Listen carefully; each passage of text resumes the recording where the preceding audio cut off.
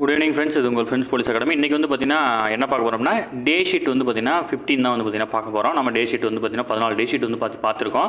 பார்க்காதவங்க அதோட வீடியோஸ் வந்து பார்த்தீங்கன்னா போய் பார்த்து நோட்ஸ் எடுத்து வச்சுக்கோங்க, கண்டிப்பாக பயன்படும்.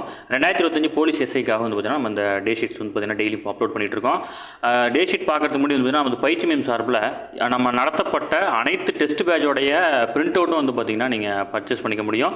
விருப்பமுள்ள மாணவர்கள் இமீடியட்டாக நம்ம அகாடமிக்கு வந்து பார்த்தீங்கன்னா அகாடமியோட தொலைபேசி எண்ணுக்கு வந்து பார்த்தீங்கன்னா தொடர்பு கொண்டு நீங்கள் அந்த ஃபுல் டெஸ்ட் பேட்ச் வந்து பார்த்தீங்கன்னா பர்ச்சேஸ் பண்ணிட்டீங்க அப்படின்னா உங்களுக்கு பிரிண்ட் அவுட் போட்டு உங்கள் வீட்டுக்கு வந்து பார்த்தீங்கன்னா சென்ட் பண்ணிடுவாங்க.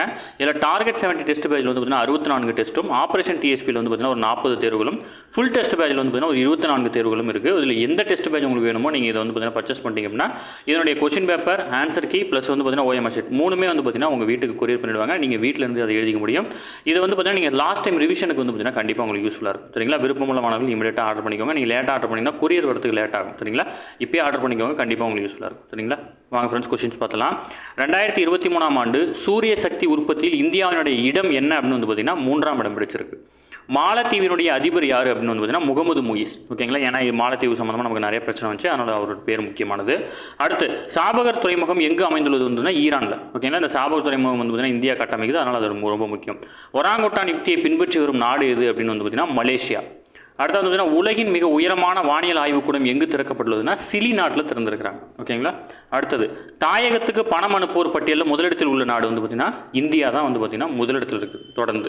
ஓகேங்களா? சர்வதேச குடும்ப தினம் என்னைக்கு அப்படின்னு வந்து பார்த்தீங்கன்னா மே 15ஆம் தேதி.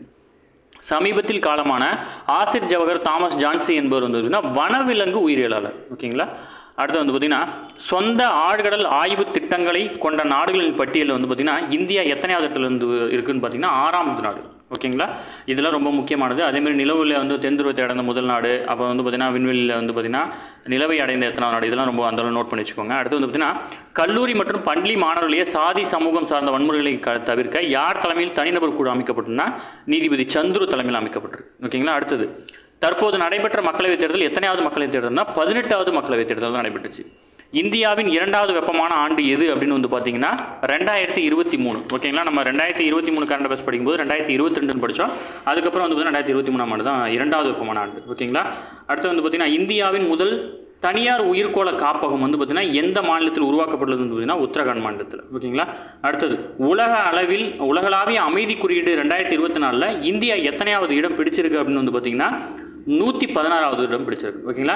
சர்வதேச யோகா தினம் என்னைக்குன்னு கமெண்ட் பண்ணுங்கள். இந்த கொஸ்டின் உங்களுக்கு போகணுமா? ஓகேங்களா? நம்ம கொஸ்டின்ஸ் எப்படி இருக்குன்னு சொல்லிட்டு கமெண்ட் பண்ணுங்கள். முடிஞ்சாலும் உங்கள் ஃப்ரெண்ட்ஸ் எல்லாம் ஷேர் பண்ணுங்கள். சரிங்களா? நம்ம டெஸ்ட் பேஜில் இனியும் இந்த கொஸ்டின் பேப்பர் வேணும்னா நம்ம பயிற்சி மையத்துக்கு கால் பண்ணி டீட்டெயில் கிட்ட தெரிஞ்சு இமீடியட்டாக ஜாயின் பண்ணிக்கோங்க. சரிங்களா? Thank you friends.